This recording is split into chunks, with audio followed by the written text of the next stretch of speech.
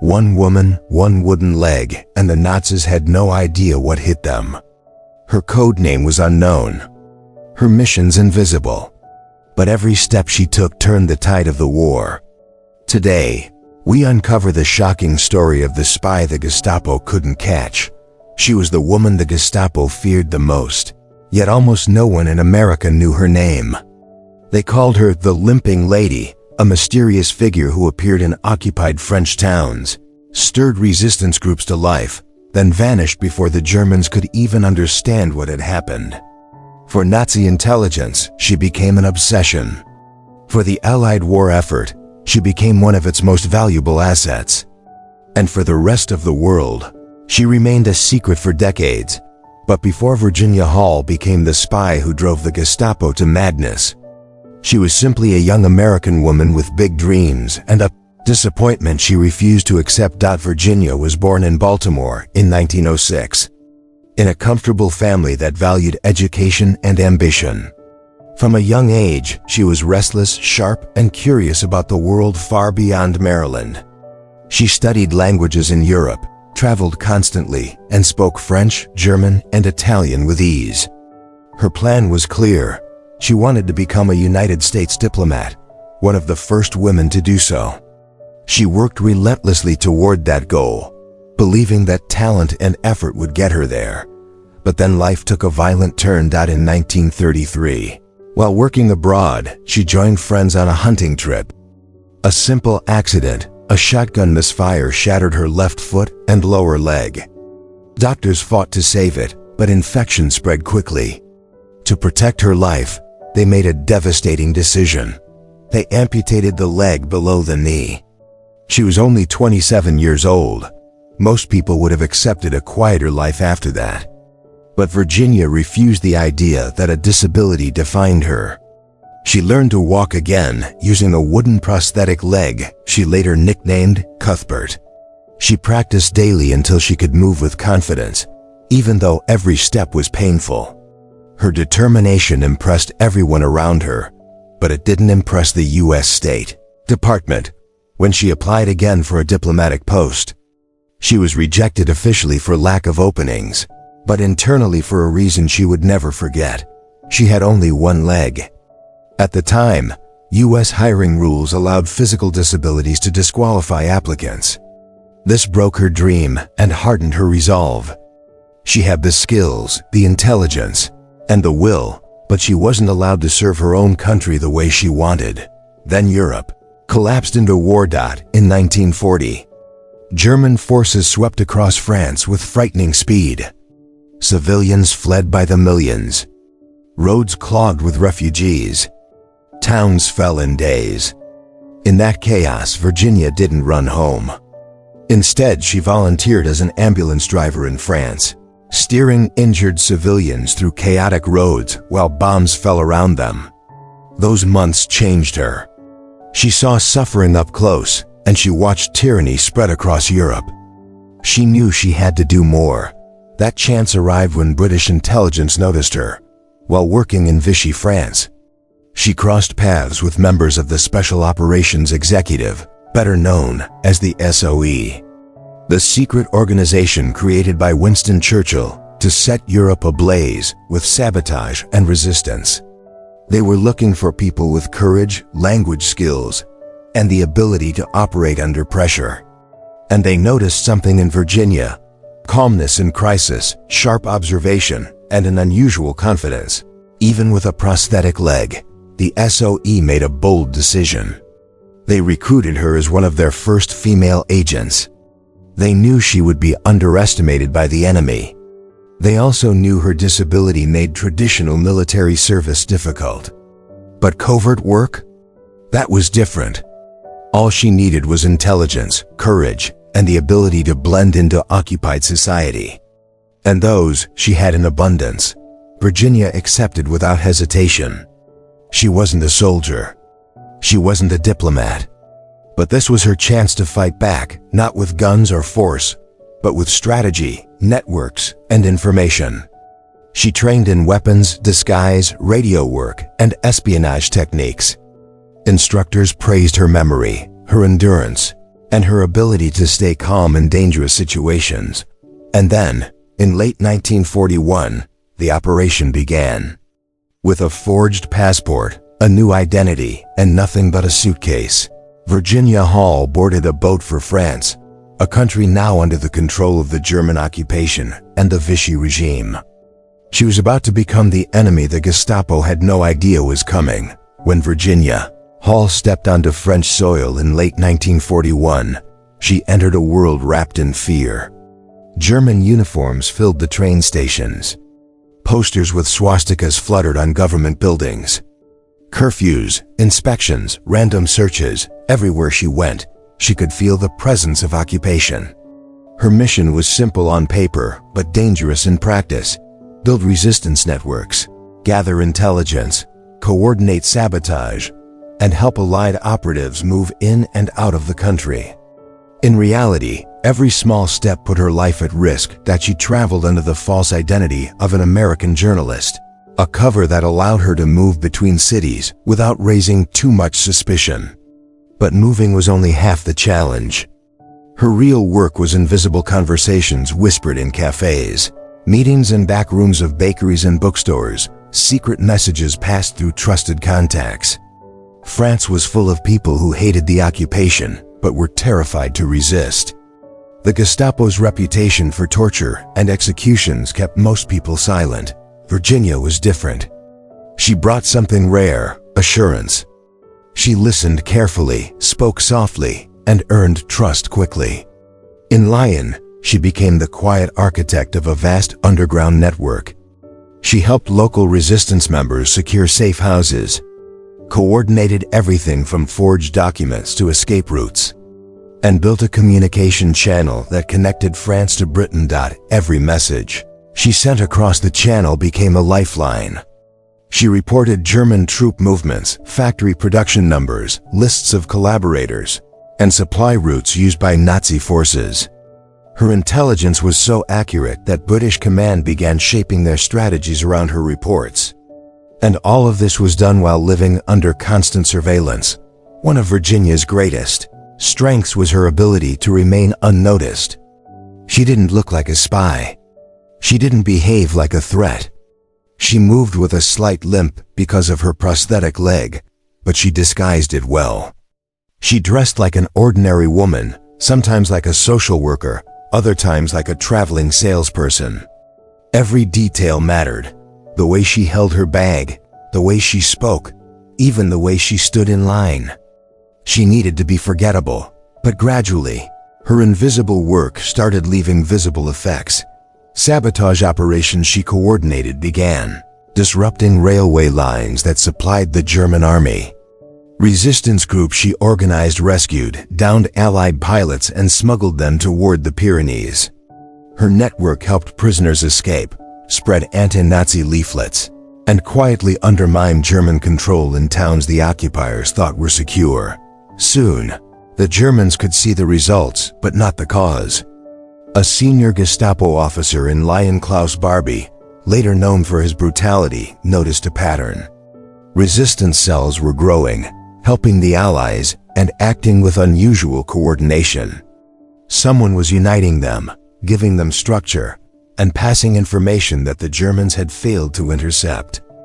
Barbie didn't know who she was yet, but he sensed a mastermind hidden somewhere among the civilians. His suspicions grew when he received a report describing an American woman who seemed to appear in places where resistance activity suddenly increased. All that witnesses could say was that she walked with a slight limp. That detail lodged itself in Barbie's mind. A woman, American, possibly with a wooden leg. Someone like that should have been easy to catch. But she was everywhere and nowhere at the same time. Meanwhile, Virginia continued her work without letting fear dictate her actions. She understood the stakes. If captured, she would not be treated as a prisoner of war. Spies in occupied France were executed, often without trial. Her gender or disability would not protect her. The danger was constant, but she adjusted to it the way she had adjusted to her prosthetic leg calmly. Methodically, with determination. British intelligence soon realized how valuable she had become. Her reports helped launch one of the first major so-forted operations in the region, where weapons and supplies were dropped by parachute into rural areas for resistance fighters. Virginia coordinated where the drops would land, who would retrieve them, and how they could be used without alerting the Germans. This single effort fueled multiple sabotage missions and created momentum that the Gestapo felt but couldn't trace. And still, Virginia managed to stay ahead of them. She changed safe houses often, never used the same route twice, and communicated only through contacts she trusted deeply. Her ability to blend into occupied life made her nearly impossible to track. For a long time, the Germans didn't even know they were looking for a woman, but the more effective she became, the more attention she attracted.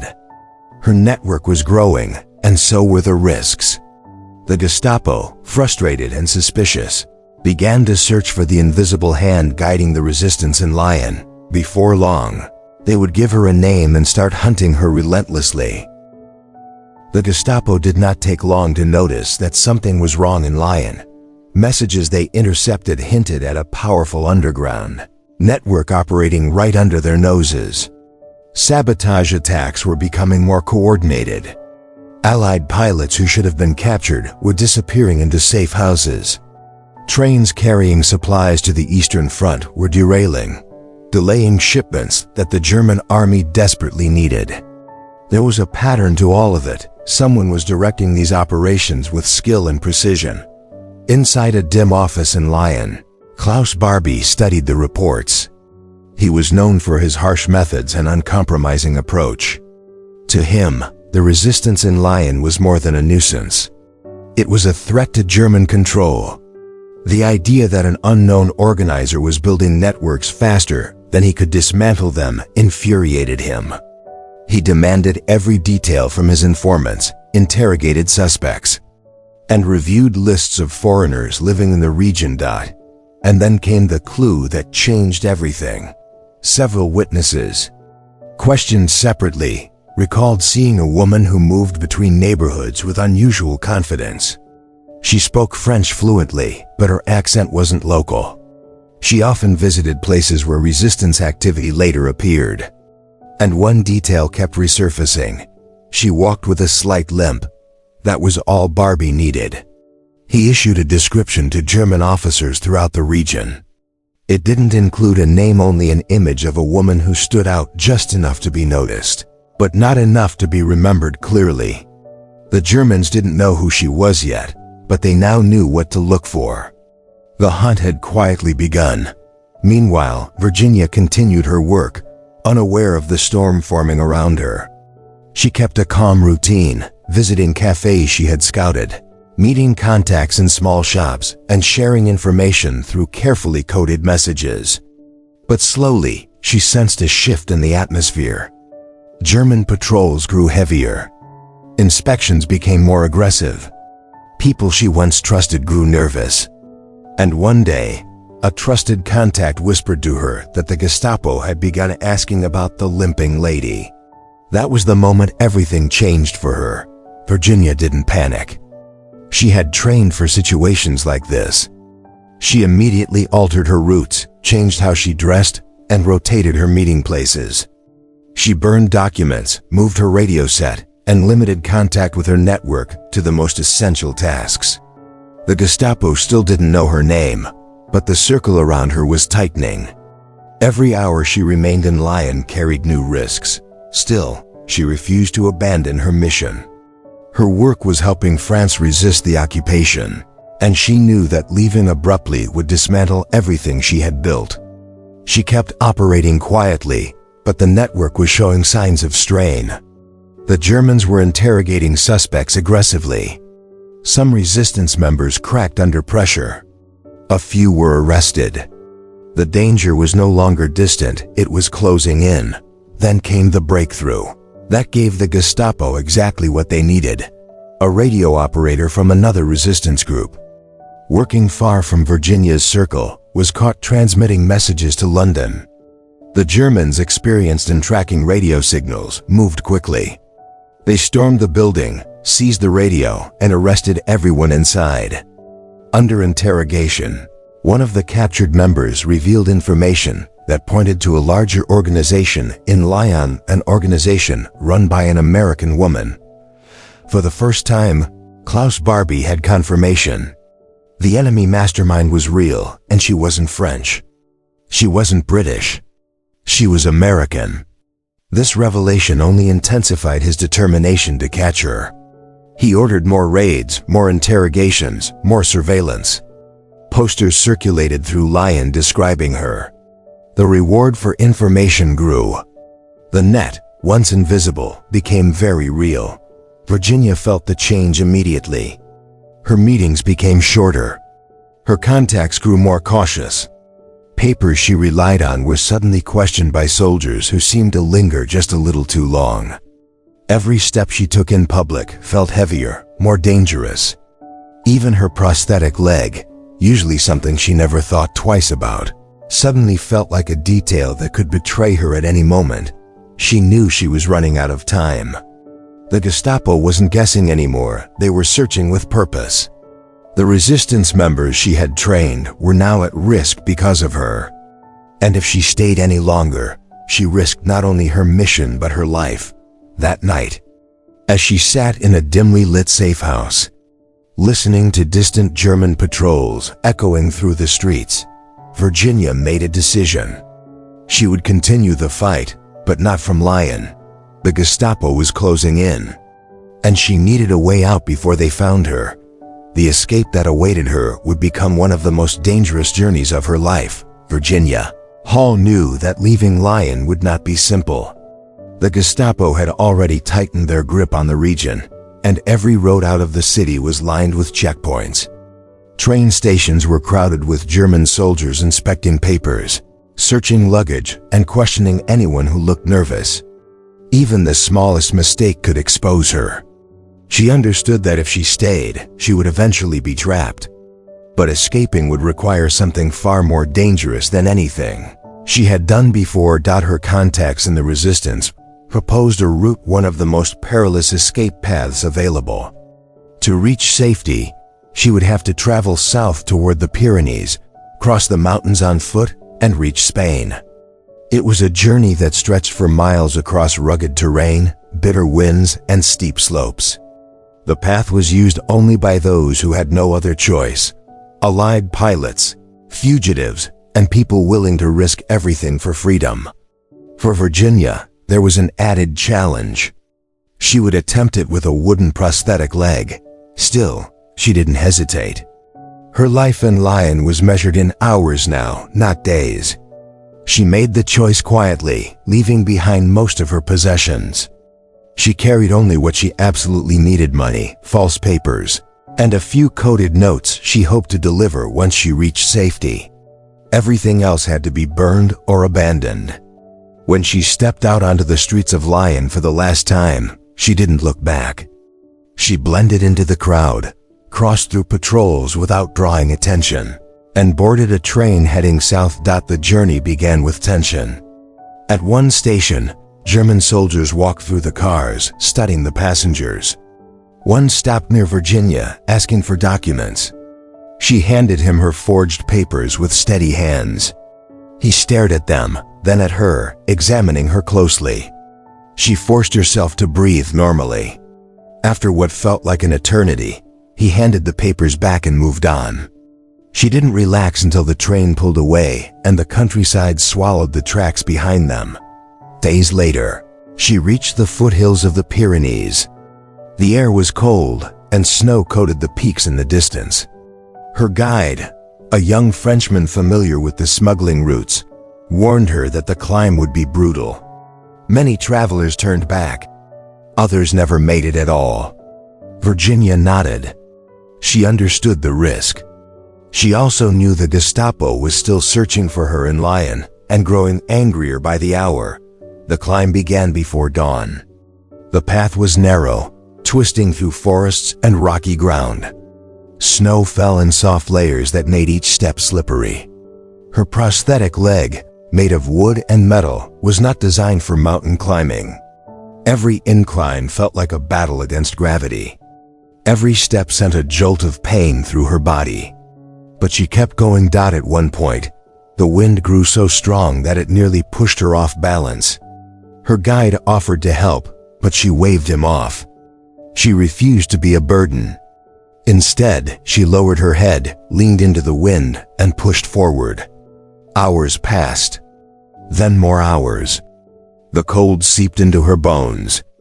Her leg, Cuthbert, as she always called it, began to rub painfully against her skin. Still, she kept climbing. When she finally reached a mountain shelter used by smugglers, she collapsed onto the floor, exhausted. That night, she tapped out a message to her SOE contacts on a small portable radio. She told them that Cuthbert is acting up a bit, referring to her prosthetic leg. The response from London came back with a mix of humor and concern. If Cuthbert troubles you, have him eliminated. It was a brief moment of levity in a journey that allowed almost none. The next morning brought another day of walking steeper, colder, and harsher than the last. At one point, her guide believed she had reached her limit. But Virginia surprised him. She stood, adjusted the straps on her prosthetic, and continued forward with a quiet, unbreakable determination. By the time they crossed into Spain, her hands were numb, her legs shaking, and her breath shallow. But she had made it. The Spanish authorities detained her for entering illegally, unaware that she had just escaped one of the most intense manhunts in occupied France. After weeks of waiting and negotiating, she was released and allowed to travel to Britain. When she finally stepped back onto British soil, she was thinner, exhausted, and carrying scars no one could see. But she was alive. And even after everything she had endured, Virginia Hall wasn't finished. She intended to return to France and fight again, this time even deeper in the shadows. When Virginia Hall reached London after her escape across the Pyrenees, she had every reason to rest. Most agents who survived that kind of pursuit were removed from fieldwork permanently. They had done enough. They had earned their safety. But Virginia wasn't interested in safety. She wanted to return to France, back into the country where the Gestapo had hunted her, where her networks had been shattered, and where her name now appeared on German wanted lists. She knew the risks. She also knew the war wasn't over. Her determination impressed the British. But there was a problem. The Gestapo had circulated her description across much of occupied France. They didn't have a photograph, but they had enough information to make any return extremely dangerous. She couldn't simply walk back in as she had before. She needed a new identity, a new appearance, and a new way of operating, something far deeper, undercover than journalism or cover stories. That opportunity came from a different organization.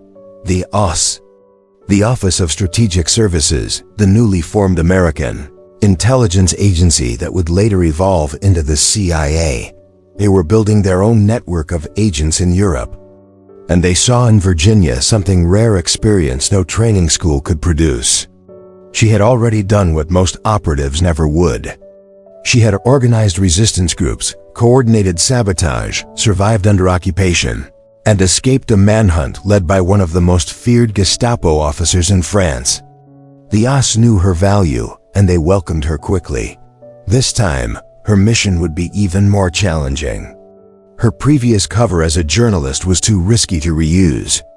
The Germans wouldn't be fooled. Instead, she worked with specialists who taught her how to disappear. They altered her appearance with makeup that aged her, gave her a softer, older posture, and helped her practice walking differently so her limp appeared natural rather than suspicious. She learned new accents and new rhythms of speech. From the outside, she no longer looked like Virginia Hall, the American spy. She looked like a quiet French farm woman who could pass unnoticed in small towns. By 1944, she was ready. Britain and the United States were preparing for a major campaign, the liberation of France. Before Allied troops could storm the beaches, They needed resistance groups inside the country to disrupt German supply lines, destroy communications, and make the occupation forces scatter their attention. Virginia's mission was to help build those networks from scratch and prepare them for the coming invasion. Her return to France wasn't by boat this time. She arrived by slipping quietly into the country under a false identity, moving through rural villages where her disguised appearance drew little attention. Her prosthetic leg still made movement difficult, but she had learned to adapt. She traveled by bicycle on rough country roads, pedaled through rain and mud, and walked long distances carrying a heavy radio packed in a suitcase. More than once, she slept in barns, haylofts, or on cold stone floors. Always ready to move before dawn. She built her new network town by town. She met farmers, local leaders, and small resistance groups who were unsure where to turn or whom to trust. She spoke to them with the same calm determination she had used years earlier in Lyon. Once again, people listened. Once again, she became the quiet force behind a rebuilding resistance movement. Her radio became her most important weapon. Night after night, she tapped out coded messages to London, sending updates on German troop movements, ammunition depots, and weak points in transportation routes. She coordinated parachute drops of weapons and explosives for resistance fighters. She assigned targets, planned operations, and trained fighters who had never been part of a coordinated effort before. Every drop she arranged gave the resistance new strength. Meanwhile, German forces in the region sensed something was happening. Sabotage attacks increased. Bridges were destroyed. Railways were cut. Communications lines were knocked out. But unlike before, the Gestapo didn't know whom they were hunting. The woman they had once called the Limping Lady had vanished from their information. To them, she was a ghost everywhere and nowhere, impossible to track. And yet, she remained constantly aware of the danger. German patrols passed close to her safe houses. Soldiers inspected roads she had traveled minutes earlier. There were close calls moments when she pedaled past checkpoints with her heart pounding, knowing the radio in her bag could cost her life if discovered. But every time, she remained calm, steady, and focused. She knew the invasion was approaching. Every act of sabotage she coordinated would help Allied troops once they landed. As spring turned to early summer in 1944, her new network had become one of the strongest in central France. The Gestapo had failed to stop her once. Now she was back, stronger, more experienced, and more determined than ever. What she didn't know was that the most critical moment of her mission, and the moment the Germans would finally realize the scale of her work, was just days away. The Gestapo believed they finally had the advantage. After months of chasing a ghost, they were now working with something far more dangerous than guesses. They had electric rays of surveillance humming across the region, new radio detection vans combing the hills, and dozens of informants planted in villages around Lyon. And yet the woman they hunted kept slipping away, never leaving a pattern, never giving them a thread they could pull. The frustration inside Nazi headquarters was reaching an almost visible boiling point. But while the Gestapo saw her as a phantom, Virginia Hall was living a very real, very physical struggle.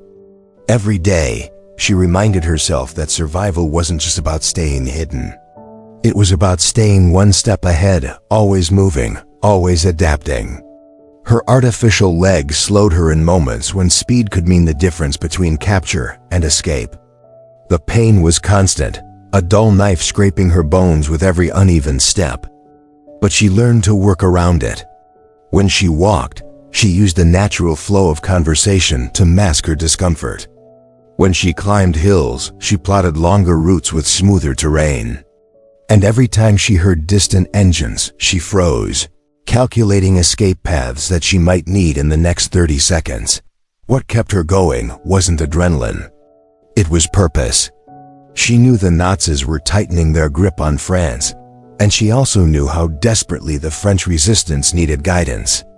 Radios were being destroyed, safe houses compromised, operatives captured. She was the invisible spine keeping entire networks from collapsing. Her work became even more dangerous as the Gestapo expanded their sweep. Town squares had posters with sketches of suspicious figures. Roadblocks appeared in places that had once been quiet. German soldiers searched homes, basements, barns, anywhere a spy might hide. Villagers whispered warnings. "They're getting closer. Don't stay long. Move before sunrise." Virginia listened. She adapted again. To protect her contacts, she stopped traveling with familiar faces. She avoided routes she had used twice. She arranged meetings in places no one would think to search: abandoned mills, the backs of cemeteries, barns with false floors where she could drop into the shadows if soldiers approached. Every move was measured, every encounter carried weight. One mistake could bring the collapse of everything she had built. Her radio operators were constantly at risk too. One encoded message sent at the wrong hour could lead German detection teams straight to them. So she changed her schedule. She sent her transmissions at irregular intervals, shortening them to seconds. She taught her operators the same discipline, drilling into them that predictability was the enemy. The Gestapo noticed the change. They could feel her slipping further away again, and that only made them angrier. It felt to them like hunting smoke. One officer wrote in a memo that the American woman had become a disease spreading through the region. Another complained that she was a master of disguise, capable of blending into any village. They couldn't understand how someone with a wooden leg, someone who should have been easy to identify, kept vanishing before their eyes. The answer was simple: she prepared for everything. Virginia had coded maps etched into her memory. She carried forged identity papers created with such detail that even trained officials had trouble spotting flaws. She shifted between disguises effortlessly: an elderly milkmaid one day, a traveling herbal seller the next. Her accent changed with her clothing, her posture with her profession. She never gave the Gestapo the same version of herself twice. The deeper the Germans dug, the more they uncovered signs of her presence. Messages she had sent, groups she had organized, airdrops she had coordinated. But they never found her. It was maddening for them. They ordered civilians to report anything suspicious, but even when villagers tried to describe her, their stories never matched. The disguise was always different. The clothing, the mannerisms, the age. Meanwhile, Virginia was quietly setting the stage for something larger, something that would stretch the Gestapo's resources even thinner. She was preparing for the arrival of Allied forces, and she knew the network she built had to be strong enough to support them when the time came. That meant more danger for her, more travel, more coordination, more nights in tiny rooms lit only by a candle stub while she penciled messages in code, more runs across backcountry paths far from German patrols, more faith that her leg would hold when she needed it to. The Gestapo continued tightening the noose, but they didn't know that the woman they were hunting had already made her next move one more twist in a story they could never predict. And while they were focused on catching her, Virginia was preparing a blow that would reshape the resistance in France. By early 1944, the Gestapo no longer saw Virginia Hall as a nuisance. She had become a threat, one that was quietly reshaping the landscape beneath their feet. They could feel the shift even if they couldn't see it. Resistance cells that had once been scattered, disorganized, and frightened were suddenly operating with precision. Supply lines were appearing in places that had been dormant for months. German convoys were being ambushed at night by guerrilla fighters who seemed to know exactly when they would pass. Explosives appeared like ghosts beneath railway tracks. For the Gestapo, the pattern was unmistakable. Someone was coordinating this. What they didn't know was that the mastermind behind it all walked with a wooden leg. Virginia knew the Allied invasion was coming. She didn't know when or where, but she felt the momentum building across Europe. The resistance needed to be ready. They needed weapons, radio operators, safe houses, sabotage plans. And above all, they needed unity. So she began building something far larger than anything she had attempted before. She traveled from farmhouses, tucked into remote hills, to cramped apartments in Lyon, gathering leaders of fractured resistance groups. Many of them had never met each other. Some didn't trust outsiders. Some saw rival factions as competition rather than allies. Virginia changed that. She spoke to them plainly, laying out a future where their coordination could destroy German infrastructure from the inside, where their combined strength could aid the liberation of France. Her confidence was quiet but unwavering. Even skeptical fighters felt it. Slowly, the web grew. She helped establish supply chains for food and medicine. She organized coded communication networks that bypassed German detection. She arranged for instructors, men who had been trained in demolitions, ambush tactics, and clandestine operations, to teach resistance recruits under the cover of night. She mapped out hiding places in forests, abandoned barns, and forgotten mines. Every movement, every message, every risk she took was building toward a single goal: a resistance army ready to rise the moment the Allies arrived. The Gestapo sensed the tremors. Their reports became increasingly frantic. They raided villages searching for caches of weapons. They interrogated farmers, teachers, shopkeepers, anyone who might have spoken to strangers in recent months. They posted officers along roads that had once been empty. Patrols doubled, then tripled. None of it slowed her. Rumors started circulating among German officials that the mysterious American woman had returned to the region, stronger than before. One officer described her as a spider at the center of a great web. Another asked in frustration how a woman with a prosthetic leg could be orchestrating operations faster than they could react. And then something happened that deepened their panic. A major sabotage operation crippled a key railway line that German supply trains relied on. It was an explosion so powerful it rattled windows miles away. Resistance fighters vanished into the night before soldiers even knew what direction to run. To the Gestapo, it was confirmation. She was back, and she was escalating. Virginia, however, didn't celebrate. She knew the consequences of every strike. She knew retaliation would be brutal. Villages could be burned, civilians executed, entire communities punished. But she also knew the other truth. Without resistance pressure, without disrupting supply routes, without undermining the German occupation from the inside, the Allied invasion would face far greater danger. She carried that weight every day. Her artificial leg made travel exhausting. Her disguises had to be changed constantly. She slept little, moved often, and trusted almost no one. Yet her resolve hardened with every message she encoded, every fighter she trained, every weapon she placed into the hands of someone willing to stand against tyranny. The irony was that the more successful she became, the louder the alarm bells rang inside Gestapo headquarters. They increased their informant networks. They offered rewards for information. They circulated dozens of descriptions of her, even though they still didn't know what she actually looked like at that moment, or how she was disguising herself. Their frustration reached a point where one officer reportedly slammed his fist onto a table and shouted, "This woman is capable of anything."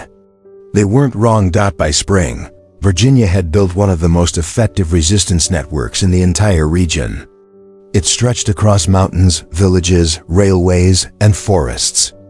It could feed fighters, arm them, hide them, and strike at strategic targets with deadly precision. And at the center of it all, unseen but everywhere, was the woman the Gestapo called the most dangerous Allied spy in France. What they didn't know was that she was preparing her boldest move, yet one that would ignite the region the moment the first Allied soldier set foot on French soil. By June 1944, the stage was set.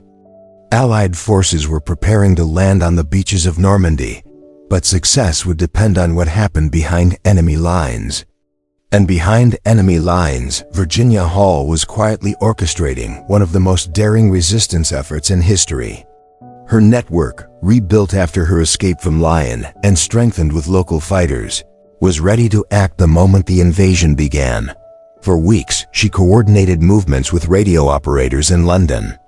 She tracked German troop deployments, noting patterns in supply convoys and railway schedules.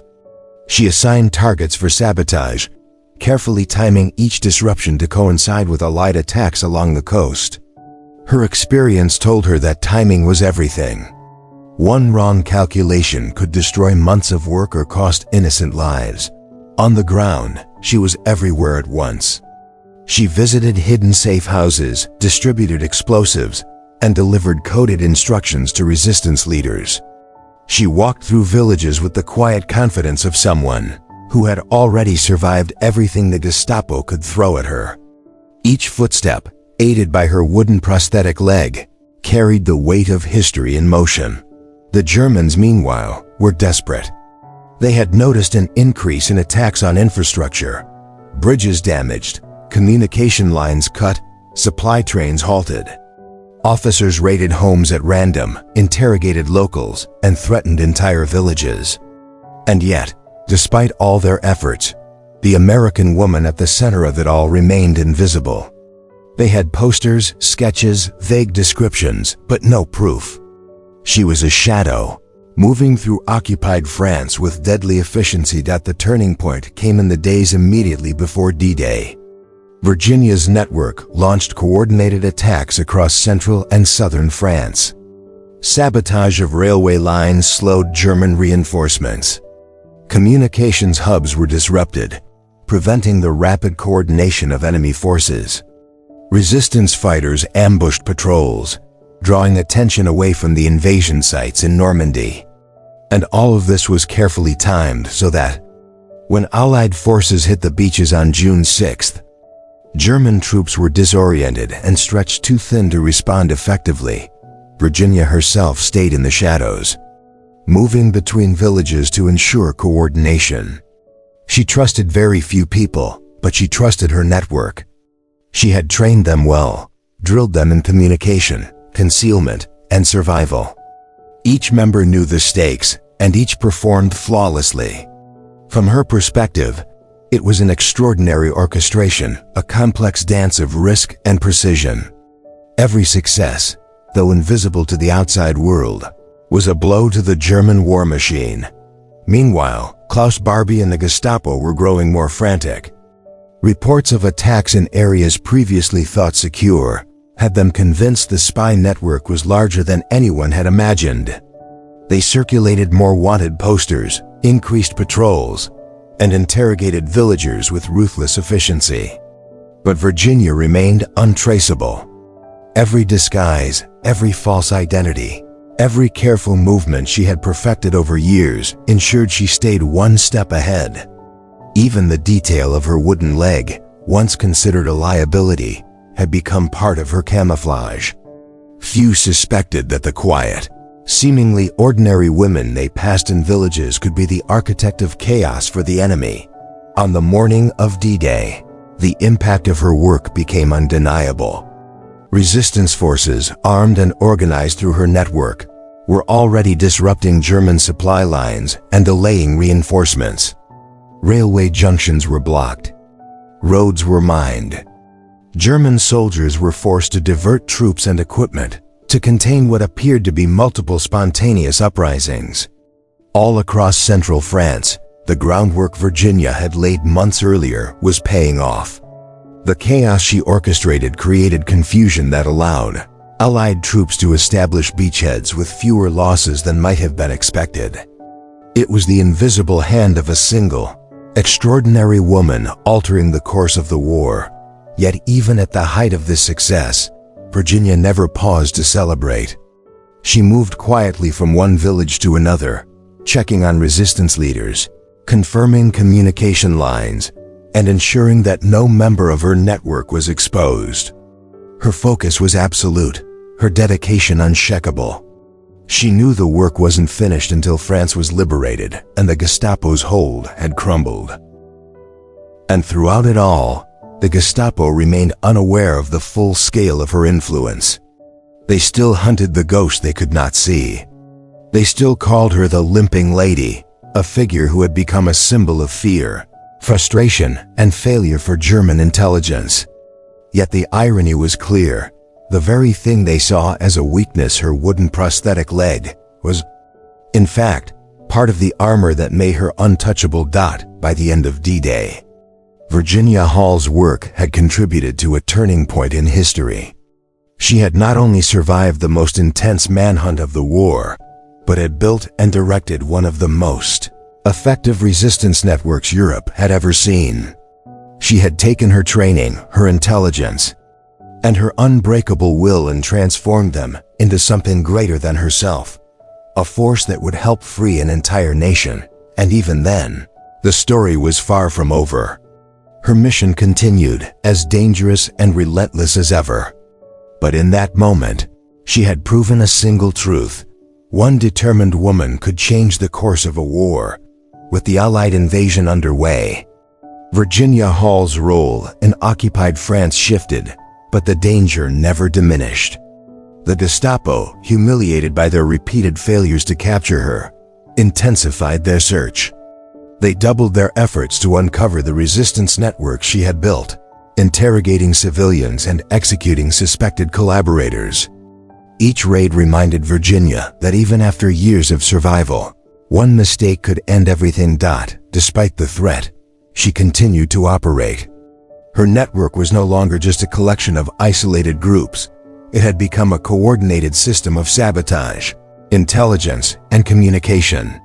Resistance fighters who once had little more than courage and fear now moved with strategy, precision, and support.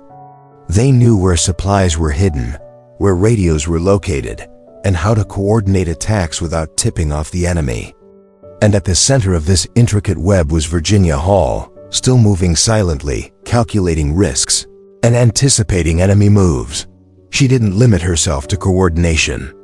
She helped plan and execute sabotage missions, personally inspecting explosives in supply caches to ensure they were ready for use.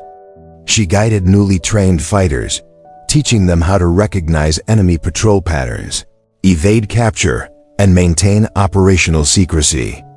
Every instruction was designed to save lives, increase efficiency, and maximize impact. And all the while, she remained incredibly aware of the Gestapo's presence, never staying in one place too long, constantly shifting her routes, always ready to disappear into the shadows. Even the smallest detail mattered.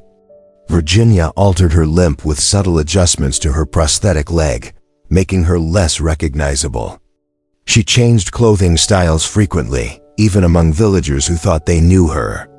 She adopted different accents depending on the area, sometimes speaking softly to appear as a timid villager, other times adopting confidence to command authority.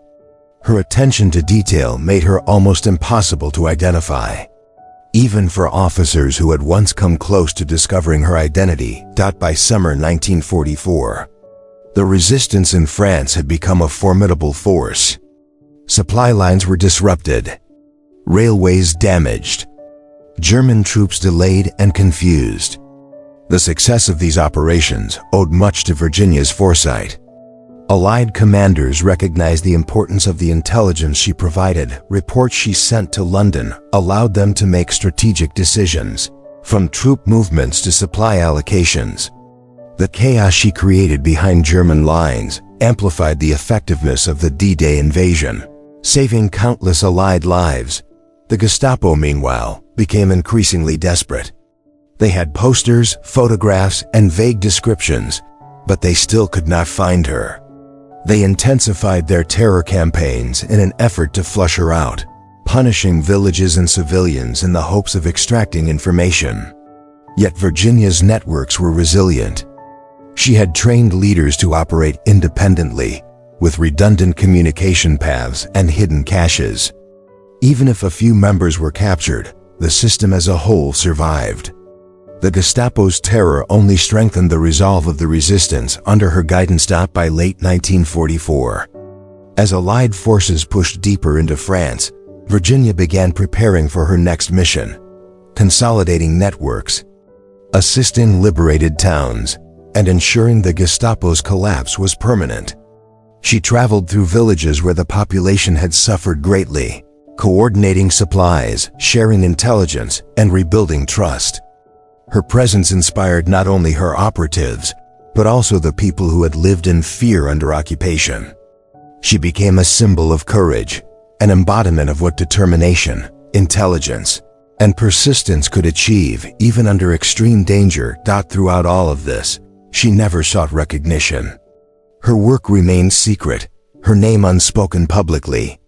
The Gestapo feared her, Allied commanders relied on her, and French citizens benefited from her courage. Yet she remained focused on the mission, measuring success in lives saved, operations completed, and resistance strengthened. Fame was irrelevant. Survival was necessary. Action was mandatory. When the war in France began to turn decisively, Virginia Hall's contribution became undeniable, not because the enemy could see her, but because the impact of her work was everywhere. Railways disrupted, communications broken, supply lines delayed, and local resistance groups coordinated with precision. Every victory, every success, every disruption carried her signature. Invisible yet decisive. By the time Paris was liberated, the Gestapo had finally acknowledged what Allied forces already knew.